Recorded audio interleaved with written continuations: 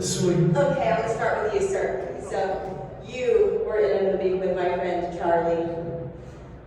The Legend of Resurrectionary. Oh, really? Yeah, that was a long time ago. It was a long time ago, and a very indie film about, I live in Chicago, about a Chicago ghost legend. It was. Right. Was that a good movie? I'm not trying to be mean. We got in trouble in there because during the premiere of it, they had to do this thing where they aged me up really quick, and they had no budget, and I had to be on set in like 30 minutes for another show. Oh, no. And so they fucking threw this thing on the thing, and when they showed me the screen, I was with 4 of my friends, and we were dying laughing. The only people in there, and the director looked back at me, and later on he said, "What the fuck was that all about?" I was like, "Dude, that was a joke, right?" And He was so serious. Wait, what show are you guys talking about? This movie called Resurrection Mears. Indie film Okay, cool. about the Chicago ghost. Sorry if my friends- Resurrectionary. Okay, got it. I'm on board now. Yeah. Well, I'll have to rewatch it one of these days. DVD. My friend Charlie said it, so that's before my friend, right? This is before you became a friend, right? Here's something really fast. Trade me, Mike. I think your mic is here. Am I dying? Am I dying? There we go. Okay, cool. Okay, next up, American Horror Stories, sir. Yes. Can we talk about that? Sure, that was a fun one. So I did the first season of it, so nobody had any idea of what that show was going to become, obviously. I remember I had just done an episode of one of those NCIS shows, and we were shooting on the same lot right after that. She's like, "Oh, what are you doing?" I was like, "Oh, I'm doing some new show called American Horror Story," and she was like, "Oh, that'll be canceled." And yeah, still around, although they haven't asked me to be on again. Right. Bastards. Season 1 was my favorite season, though. Liar. No, it was a great season. I loved all the urban legends they threw out there for us. Thank you. Thank Too you. close to this Thank you. Sorry, we're actors, technique. That's thumb distance. And then last but not least, we got Felicity. Felicity, oh, you bring up some old ass shit. Yeah, Felicity. That was All of my favorites, sir. All of my favorites. the very first show I ever did. Is that so? I did, and Joanna Kern's the mom from Growing Pains or something, right? That's Yeah. what she directed that episode. Did she really? Yeah, she directed that, and then like 2 years later, they brought my character back randomly because it was like a dream sequence. The thing that's crazy with that is Scott Foley, years down the road, I did this TV show called Monk, and he actually directed my episode. So it's a weird whole thing like that. So How is he as a director? he's awesome. He's just a cool guy. And I run into him at the store all the time. He's a nice chap. That's amazing. I'll have to let him know that your host at HorrorCon brought it up. I will. Yeah, there, sir. Your turn, sir. What are you going to bring out now? Like, oh, crap. Yours are a little bit more horror-y because you're a professional monster. You know that. Thank you. Question mark. Yes. All good things. How about we start with The Hills Have Eyes 2? I remember that movie. One fun fact about Hills Have Eyes 2 is actually, though it takes place, I believe, in Arizona, we went to Morocco and shot in Morocco for some crazy reason. I'm assuming it was a tax reason, but we were in California, like, we're not going to pop over here. Let's go all the way across the world. Cool. Yeah. But super exciting, great life experience. Working with Wes Craven again. Wes was such a kind man to me. The one point when I met Wes years ago on Cursed, because I had worked with Rick Baker before, and Rick was the one who kind of like gave me my start in my career. And he's like, "Hey, you want to come meet Wes Craven? He wants to meet you for a project." I'm like, "What?" And when I went into the office to meet Wes, he's like, "So Rick tells me you're the guy." And I'm, as a horror fan like everybody else, I'm like, "No, look how cool and professional I am. Not nervous at all." But I think we became good friends, and he kept putting me in shows after I met the werewolf in Cursed. He brought me in Hills Have Eyes 2, and I just wish he could have been around for Swamp Thing, because he loved, he directed Swamp Thing before. And I wanted to show it West. I got to be Swamp Thing. But yeah, very, very fortunate. How was Swamp Thing filming that one for you? Because, it was short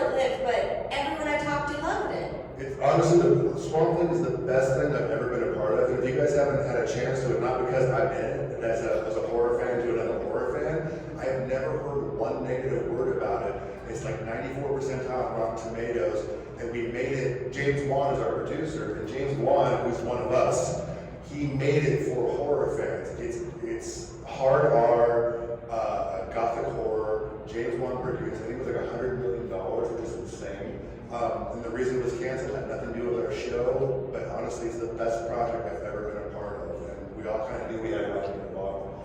And unfortunately, the studio wasn't very on board with it. They ruin everything, don't they? Right? So you did already talk about Cursed a little bit, but I mean, I really like Cursed. I like Cursed. People don't like Cursed. I like Cursed. I know it was a troubleshoot, Oh, yeah. but I really enjoyed the final product of what came out of Cursed. Some actors chose to go uncredited on Cursed. Well, yes and no, because we had shot for Cursed. In case you guys don't know the stories of Wes Craven's Cursed, the studios wanted to do basically a Scream with werewolves. And so we shot a whole feature where I had never seen. Like I shot with Rick Baker. Rick Baker brought me in. After I finished filming, they go, "Look, this film's never going to see the light of day." And I'm like, "Okay." And then they go, "Hey, here's the deal. Kevin Williamson he rewrote it. Do you want to come back and play the werewolf again? Because we have some people returning and some people not returning. Like in the original, like Steve Ulrich was in it. Who else? There's a bunch of other celebrities and stars. Like the killer was supposed to be Scott Baio. Yeah. And if I thought about it, oh, Beowulf, I get it. I said that to somebody, one of the producers, and they're like, what? And I went, never mind, moving on. But it was a trouble to shoot. Like, in the ending, we shot like 4 different times. They kept adding on to it. But again, being a horror nerd, I got to work with Wes Craven. Do what? Yeah, okay, I'm on board. This is great. I talked to one of the other actors that was in, I think he was in both versions, and he had a good role, like a substantial role in the final that we all seen, but he chose to go uncredited. Oh, wow. I didn't tell me later. I want to do that. I will, and I talked to him at a convention. I said, can we talk about Curse? Because I'm wondering, did you choose to go uncredited? He goes, yeah. There was one time Netflix made an error. And this guy's was not a nobody. He'd done things at the time, and he had many scenes. And I was just like, so what happened to that? That's wild. Yeah. I was thinking this Netflix made an error at one point, and they put a thumbnail clip for the movie Curse. They had it on there, but the thumbnail clip was me and Steve Ulrich.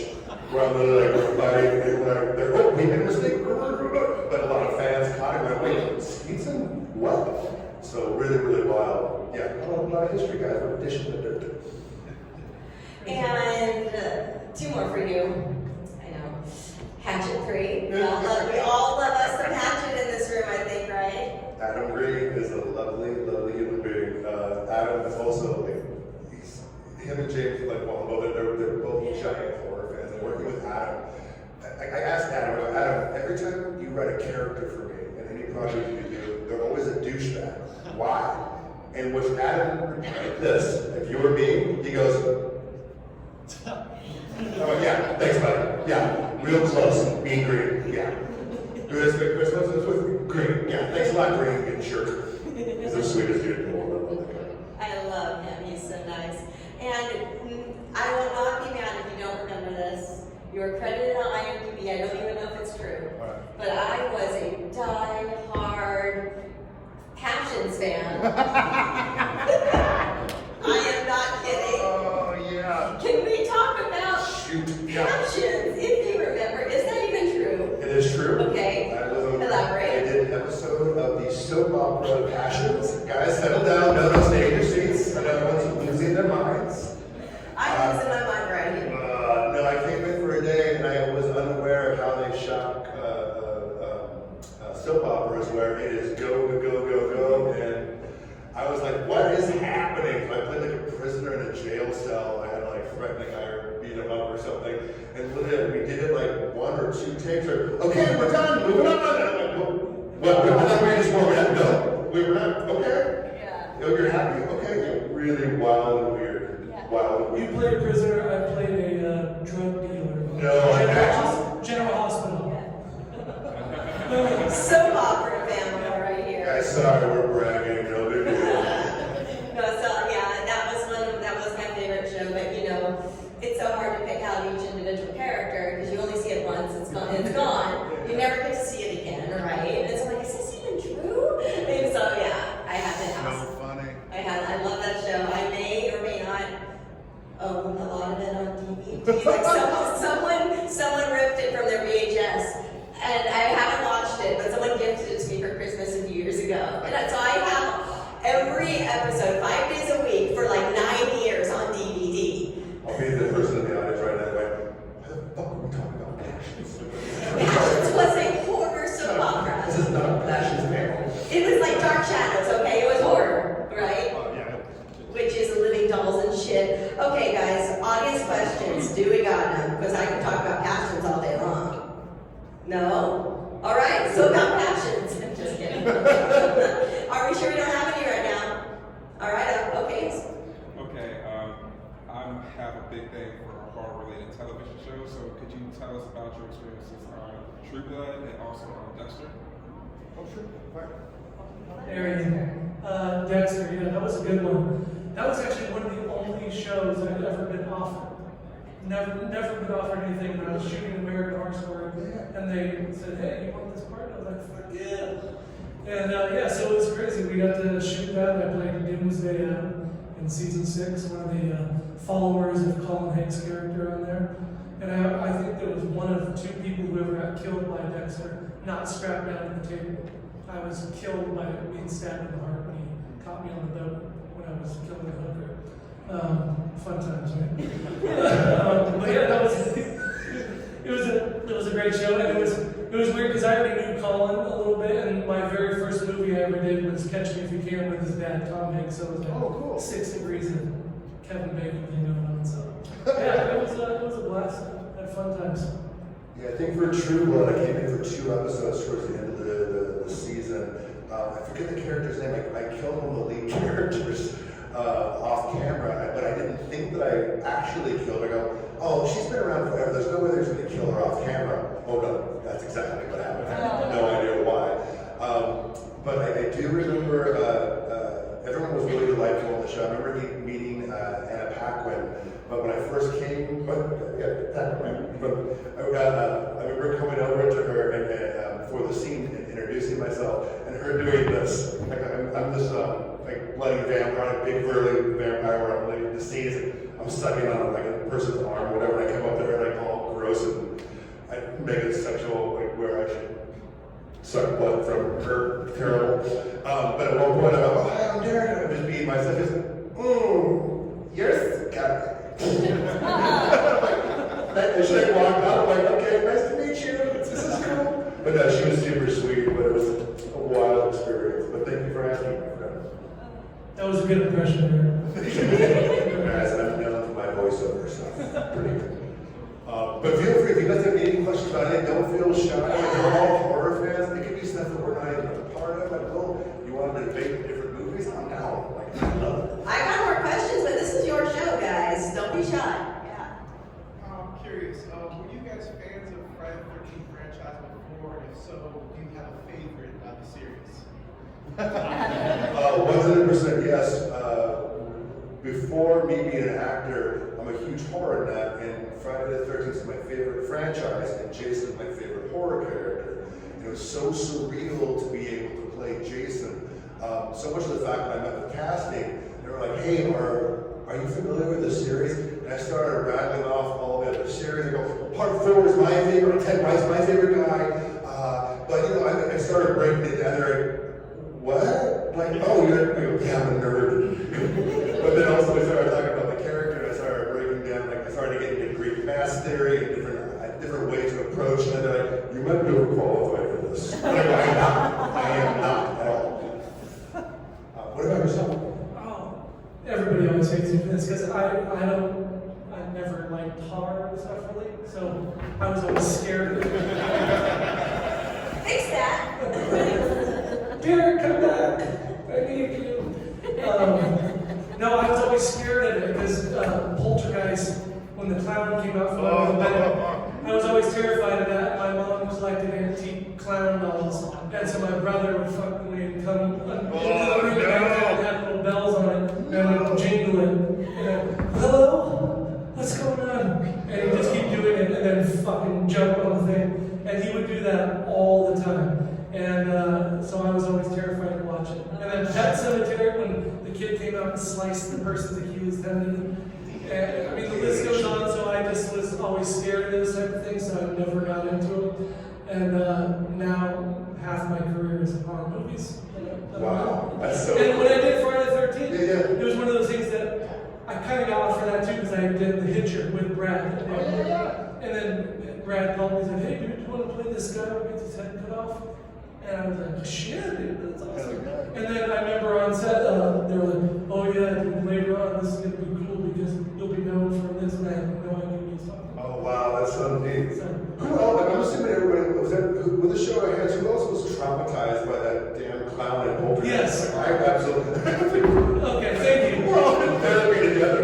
And also the tree, right? The tree. Oh, the tree. Oh, when he's coming, God, that shit scared. I had a tree outside of my window this one like 6 years ago, and it grew really long, and it was windy, and it would just click against the window, and I was like, oh shit.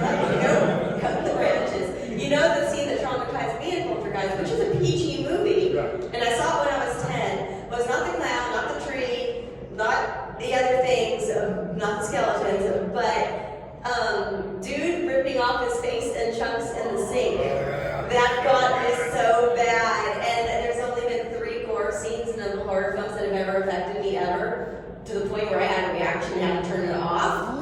That was one of them. See, that's what I want. I want to be scared. Like, I want to have something that It intense. made me physically nauseous. I was 10, of course, but I turned it off, and then I came back to it the next day, and it stopped me. But I'd already been like consuming all things horror for 2 years already, so this was not my first horror It's film. fun because my daughter, who's almost 9, I showed her Friday the 13th because she said she wanted to watch it. It was scary. And then I showed her the thing, and the part where the boobs came up. I was like, well, let's do that. She's like, oh, Mama has those. But she literally was not scared at all. She's like, this is just all make believe. Yes. Because in my house I have like pictures of things like that. She loves wearing the mask all the time. So. Oh, that's cute. Yeah, I get so like being a horror fan. I love going to the haunted houses, like Universal's, like Halloween Horror Nights. Like I want to be scared, but it's kind of a bummer because I get recognized now. And so a lot of times what happens, like I'll walk through, oh, I want to be scared. Someone will jump out, like, oh, hey man, it's cool. Hey, sorry. Oh, no. No, werewolf with Converse, come back. Why? It'd be so sad. Which look do you like better, the hockey mask or the sack? I personally, honestly, I don't want to choose because I like them both. But a quick story about the sack one. When Scott Stoddard made it, at one point, I was sitting there when the first scene we're doing with the sack mask. I'll explain it in a second. I'm there, I go, no, I think Jason, because the way that his mouth, with the makeup that was under, we had designed, I go, his mouth isn't like kind of closer, so there'd be more drool here, there'd be more like a viscous thing. I go, hey, I'm yelling to the makeup department, guys, can we get more KY over here, please? Because I just put can you just rub it all over my mouth? Like and it's an actual thing because a lot of times for prosthetics, they put KY on it. KY jelly because when the light hits it, it gives it different organic movement, so it looks more moist and gross. And so people on set didn't know that. And so when you're playing the lead, going, hey, give me some more KY in my mouth. And then, what is that guy doing? Like, that guy's insane. So when you watch it, you see the Zach match. Just imagine me in a high pitched voice, but can I get some KY, please? Just not so scary anymore. Or even more scary. One of the two. I can't wait to watch it. What about you? Do you have a favorite look, sack or mask? I mean, I honestly think the sack is scary looking to me. But in the right lighting, the hockey mask is fucking scary. You know what I mean? For sure. But I think, when you come down to the thing in the bar originally and wearing the mask, it's fucking creepy as shit. Like this tall dude who has a machete with a mask over his head, high as shit. It was pretty scary. And you were the fast Jason. Thank you. Yeah, so it's like you went. It's always funny, people say, oh, you're the Jason that ran. I go, technically, in 2 and 4 before, and he did run. Yeah, like, no, on no, the God same is area. and you just went. You walked with urgency. The cool thing about the script was, I always try to as a horror fan, I go to these horror, I work with celebrities, I really kind of don't care. But when I go to the horror cons, I get to see a lot of horror actors I grew up watching. We become friends. I'm like, oh, what? Oh, we're gonna go to dinner. You're gonna tell me what really happened in the film that you can't tell the general public? This is insane. Wait, what was your question? I was going on a tangent. I don't remember. What was my question? Oh crap! I was gonna make a point now. I met Derek. He's dumb. Crap. God, I don't even know. I'll get back to it in a second. I totally forgot what I was going to say. I've been hit in the face a lot in my career. A lot. Any other audience questions while Dan thinks? Yes. Which Friday the 13th sequel is your favorite? Part 4 with Ted White. Have you seen any of them yet or no? I've seen the one there. That's it, dude? I don't know. Come on, sir. I don't know. Know the lore. I haven't seen it. I'm just messing with you. I If he came in late, he doesn't really watch it. Yeah. I think I like 4 the most because also I grew up with, I still have it, I have alopecia and my hair would fall out. And at the time when Corey Feldman shaved his head and came down the stairs to try to represent Jason and to confuse Jason, he had little patches of hair here and there. And I was about the same age, and that's basically kind of what I looked like. And I was like, oh, I'm like a younger version of Jason. Full mind twist as an adult going, oh, I'm going to give a whole new generation nightmares because I am now Jason. It doesn't seem real to this day. Do you have a least favorite? At least Friday maybe, movie? I don't dog anybody's word, man. Like, nobody sets out to make a bad film, but there are some. No, I'm not saying it's bad. I'm saying least favorite. Some things are not for everybody, right? I don't know. I don't know for Fred. Oh, don't get me wrong. Todd Farmer and I from Jason X are close friends. Like I love. He played Dallas, and he also wrote Jason X. And I will tease him from time to time about Jason X. And he's from the South. And he has this thing where he makes me like, before I was on board, Jason was here. And then when I was on board, I put Jason here. And I'm like, shut the F up, Todd. He goes, also, it's what I was told to do. Fair enough. Now, I could have my names wrong. Don't hate me. Did Todd Farmer also do the remake of My Bloody Valentine? Oh, Am I yes. wrong? Yeah, no. A lot of times, if you see a nude bald man in a horror or film, that's a lot of times Todd Farmer. He did My Bloody Valentine, he did Drive Angry 3D, both films. He got negative. Yes. And I'm like, you wrote And these. directed and wrote it. You wrote these. You know the characters. Are you an exhibitionist? Like, why? Guys, you know what power I'm gonna get. So funny. Okay, good. I'm glad that I wasn't mistaken. Not at all. Any other questions out there right now? Brendan? Do you all have any memorable, embarrassing moments on set? Memorable, embarrassing moments on set, Kyle. On set? He's like, oh. We shot this in Austin, so there was some fun offset moments on 6th Street and all that fun stuff. Probably won't tell those. No, it was. So originally when we shot it, they had chopped my head off, and then months later came back. Brad called me and said, "Hey man, we need you back here. We need to reshoot it," which is what you see in the thing now. In between that time, I had my spinal cord fused together. So I was only a few months post-surgery. Oh, I didn't know that. And I was so terrified to do it because I was already not feeling good and my neck wasn't fully healed. And so I was telling Derek, he doesn't remember now, but I was telling Brad then too, I was like, dude, he just needs to be careful when he's grabbing because one wrong move and my neck can literally be snapped. So I remember after like 6 or 7 takes, I was like, oh, I'm fucking done. I can't do anymore. Wow. It was, yeah, that was I'm brutal. glad you're okay. Holy cow. Jeez. On mine, great question by the way. I think for mine, I don't think I've told this one.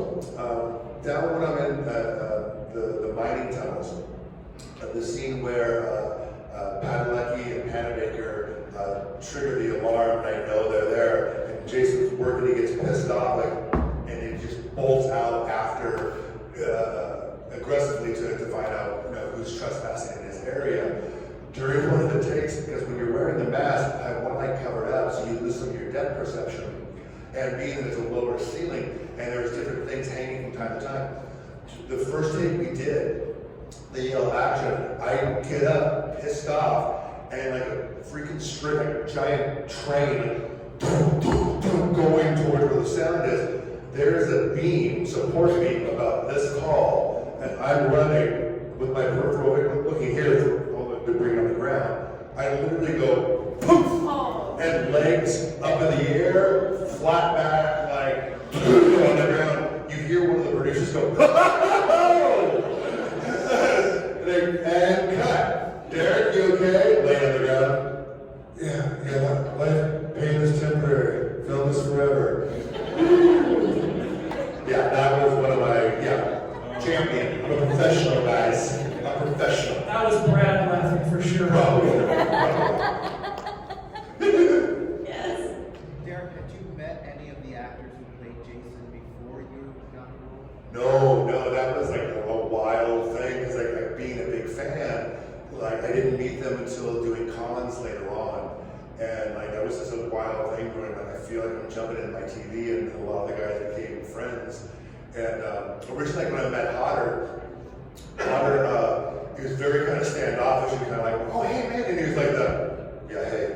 And I'm like, oh my god, I'm a big fan of this. I go, hey, I just think my whole thing is like, I'm a horror fan myself. For the job, I'm trying to build what you guys build, and the analogy I use is kind of like keep the game of keep the balloon from touching the ground. I go, if the balloon's right at 13, my job is to keep it up, because it's similar to like a character like a character like Dracula or Frankenstein. I'm not going to be the last guy playing Jason. There's going to be other guys in the future. But growing up, just a big fan of you guys. And after a while, Kane warmed up, went, oh, he's not against me. Like I had no attitude, and Kane and I became friends. And I went, oh, Kane, I don't know your friend. Like, this is the coolest. So super stoked. I know they're only joking, but CJ Can and Kane Hodder, they give you the hardest time on these shows. Oh yeah. A lot of it, it's like a weird brotherhood. A lot of the Jasons give each other so much crap, and they don't, like, CJ will do a thing. He sat next to me at the last con, and people will come over to CJ, and Kane has already signed like their mask, and CJ goes, I will do this for free if you let me sign over his autograph. Let me sign over his autograph. I had never seen anybody take him up on it, but some fan gave it to go, hey, who signed up? Oh, someone did. This is okay. I know this bit. So people actually take him up on it. It's so freaking funny, because then they'll show Kane, and Kane will get pissed off, and then they'll be, someone will write some, wiener or balls on some sort of like picture. Like, hey, go give that to CJ. Like, it's ridiculous. Same thing with Robert Englund and Kane going back and forth and all their fun antics. But it's cool because it's all in good fun, but also they're like us. They just want to have fun. As horror fans, they want to have them. Make sure everybody else is having a good time and they're entertained. So it's pretty cool. So the first time you met Kane, was it a convention on a convention circuit, or was Yeah. it for Hatchet? No, on a convention circuit. Was he still being aloof when you guys did Hatchet? No. He was really cool on Hatchet. Okay. Yeah, because what happened, the reason I did Hatchet 3, I was supposed to do Hatchet 2. I don't know be a character, but I was on Predators, and it ran too long, and I couldn't get over to Hatchet 2 in time. So he took the character that Adam wrote specifically for me, and rewrote the script and broke it into 2 different characters, and cast 2 other guys to play them. Okay. So when the third one came around, I said, hey man, I know everybody in the world has asked me to fight Kane. He's like, look, we don't have a budget, like we're doing this for the fans. Would you come in and fight Kane for Hatchet 3? I go, you know what? I go, my background is like fighting, and I go like, I always say MMA as a hobby. I go, oh, it'd be fun, and we can bang it, I can shoot, and I throw high kicks. I go, we can get down and dirty. I think it would be really fun to see Kane, and I go at it. And he goes, yeah, maybe you should read the script first. So those who haven't seen it, it's a very Indiana Jones moment where it's the big build-up, like, oh my god, these 2 guys that play Jason are gonna bang it out, and I die instantly. And Kane at one point, it was very funny because Kane when he performs, everybody approaches, all us actors, we all have different techniques, everybody approaches it differently. But Kane likes to stay away from the main cast, and he gets into his own world. He stays in the character, and he wants people to be afraid. So he has a break. So when that part where he and I lock up, for those of you, has everyone seen Action 3 at all? Majority of people know? There's a part where we lock up together for the first time, the big build-up, and we lock up, and my dialogue, pardon me, there's any children in the audience, but I'm like, let's do this, you little bitch, to Kane. And so we did it, and the director, BJ McDonald, was like, hey man, we got it. He goes, hey, I know your background's improv comedy. He goes, dude, just do a series, do whatever you want. I'm like, okay, cool. And action. Second time we do it, we lock up. He's like, Kane, he's like slobbering and spits coming out of face to face. Oh my God, Mr. Hunter, I am such a fan of your work. This is an incredible moment for me. And he goes, spitting like, you ever, I can't. And we're both laughing, going, dang it. So yeah, Kane and I got along great. It was super fun. That's amazing. Any other audience questions? Yes. Favorite boobs in the series? Boobs in the series. Gina. She takes my virginity, Derek.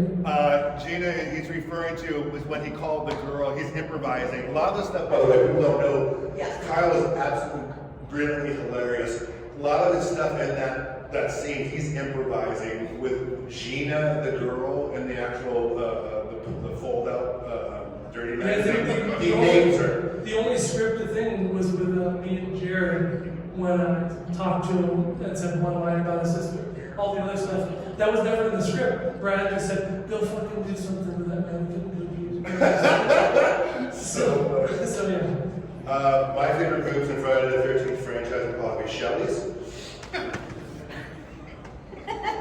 People don't know who Shelly is. He's part of the thing where he got the mask for the first time. He's the comedian guy. He's very sweet. He or he. Say he. So yeah. Fun. Zing. Yeah. Anyone else out there? Way in the back, yeah. Sorry if I came in late, it's a little off topic, maybe the rest of us already, but can you describe a little bit what it was like working with David Lynch? Oh, 100%, my brother. Yes. R.I.P. Mr. Lynch. Like, I was so grateful and lucky to be able to work with David Lynch. A couple little anecdotes about working with him. He was such a kind, open, creative gentleman.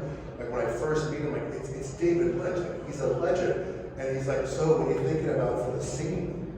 And I'm like, well, what? Because also I've been on lockdown shows where like you have an NDA, you can't say anything. I've been like on Indiana Jones, where they're like, you like destroy your call sheet after you're done. Like the lockdown on I did the Twin Peaks, the second, the newest one. They did part 2, I guess. I don't know what it's called. When I came in, I didn't know what to expect. All I knew was the size that I had. I didn't know any of the script. We didn't get the script. We only got our scenes. And my scene was, I'm like, okay, I'm playing a big bad biker guy, and I'm gonna arm wrestle Kyle MacLachlan for my gang.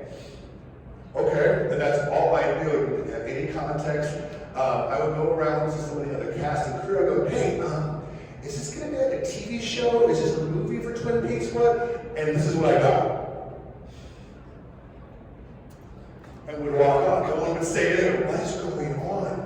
So everyone was so loyal to David, and like he would do wild things. He was such a creative innovator. Not the day that I was shooting, but I had heard from my friend George, who had been on the entire show, that there were times where he would set up a shot, which all the departments are working on. He would go have a lunch.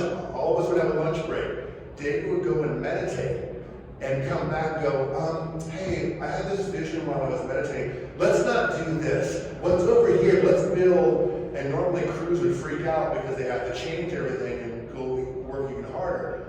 Not one of them complained. They're all like, oh, what do you want? Okay, this is what we're going to do, Mr. Lynch. We're going to change this. So on the personal side, the very end of when I was wrapped from the show, I went to David, and I went, David, I go, I can't thank you enough for having me on the show, but the biggest compliment I can give you is I applaud you for the family you've created between cast and crew, because everyone is so loyal and loving to you because you lead out of love and not out of fear. Because sometimes directors will, when they think if you're afraid, are going to think, hey, then you'll work harder, which is completely opposite the case. But if you lead out as a leader, you lead out of love, going, hey, what's your idea? You get so much more. And so he went, by the way, everybody on set had their own Lynch impression, which was fantastic. So David looks at me like, well, thank you very much. Well, just know this, that you're a part of that family now too. And I was like, well, I got emotional. And I started getting like watery-eyed. I'm like, this is amazing. So rest in peace, David Lynch. Like, thank you for your stories and sharing your creativity with all of us. Did you have any Lynch interactions or no? I did not. Okay.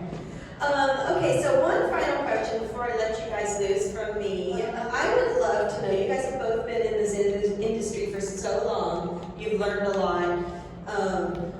What is an important lesson you learned on a set, any set, that you still carry with you today?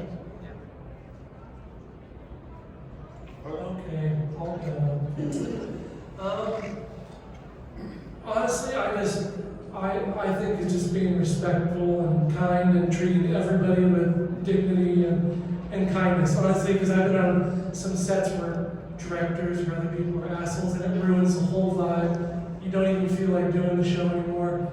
But when everybody's just cool, becomes a family, it makes it so much fun to do. You have so much downtime in this business where you're not even shooting, you're just hanging out with people. So if there's one dick on the set, it ruins it for everybody. So I've just always been nice to people. I guess that's just who I am in general, but I've just never really had a moment where I've been a dick to anybody on set. My answer is very similar to Kyle's answer, where a lot of times when I do interviews for the different projects we're part of, a lot of times the actors get all praise because we're the front person of this team. And they're, oh, you did this there, or you did that. I try to explain, hey, thank you so much, but you have to understand, I'm not there alone. We're all, each different department, we're all artists in different mediums. And that's what's so special about TV and film, is you never know what the final taste of the soup that you're making is. Every department adds their own flavor to it. I go, they're all pros. I am myself, I go, but if you can't see me, if you can't hear me, I don't have food, if I don't have transportation to get me here, I go, we're all a team working together, so I try to empower, because some people go, oh, I'm just this. Even like the PAs, which are the lowest on the totem pole, they work their butts off. So in trying to empower them, going like, hey, you're a part of this too, because if you weren't here, it's not gonna happen. So that's what, to me, the biggest lesson I've learned is that equality, I don't care what department and what you're doing, we're all a team, and to have that respect for yourself and respect for everybody else, that's what I learned. 100%. PAs are there, first one's there, last one's to leave, and they don't get paid shit. Most of them, they want to become directors, so that's why they're doing that, and that's how you come up with it. For sure. Yeah. Thank you so much, gentlemen, everyone. Thank you.